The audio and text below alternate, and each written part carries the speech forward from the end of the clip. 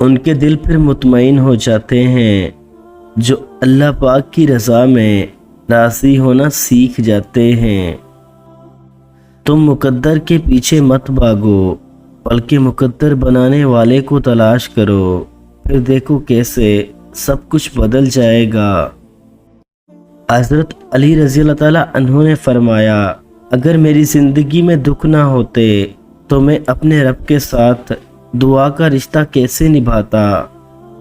تمہاری امید کو اللہ پاک نے اب تک اس لیے برقرار رکھے ہوئے ہے کیونکہ اس نے تمہیں عطا کرنے کی ساری تیاری کی ہوئی ہے۔ ہمت کر، صبر کر، بکھر کر بھی سنور جائے گا، یقین کر، شکر کر، وقت ہی تو ہے گزر جائے گا۔ اور پھر لے آتا ہے اپنے بندے کو اس راستے جس راستے وہ اللہ پر کامل یقین رکھنے لگتا ہے۔ اللہ پاک کا منصوبہ آپ کے خوابوں سے بہتر ہے۔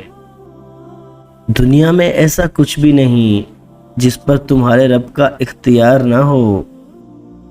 پردہ رکھنا سیکھو، بالکل ویسے جیسے اللہ تمہارا پردہ رکھے ہوئے ہے، کیونکہ ہم سب ایسے راز چھپائے ہوئے ہیں کہ جنہیں اللہ بے پردہ کر دے تو ہم ایک دوسرے کو دفن تک نہ کریں۔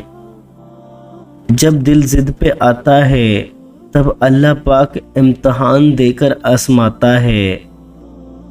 محبت تو اللہ کی صفت ہے، محبت کرنے والا شخص بد کردار نہیں ہوتا۔ دل سے دعا کرو تو اللہ کیسے نہیں رکھے گا تمہارا دل۔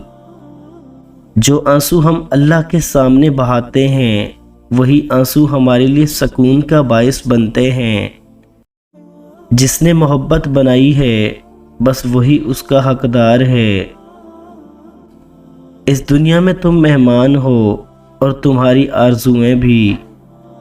جو دل دوسروں کو تکلیف پر بے چین ہو جائے اس دل میں اللہ پاک رہتا ہے۔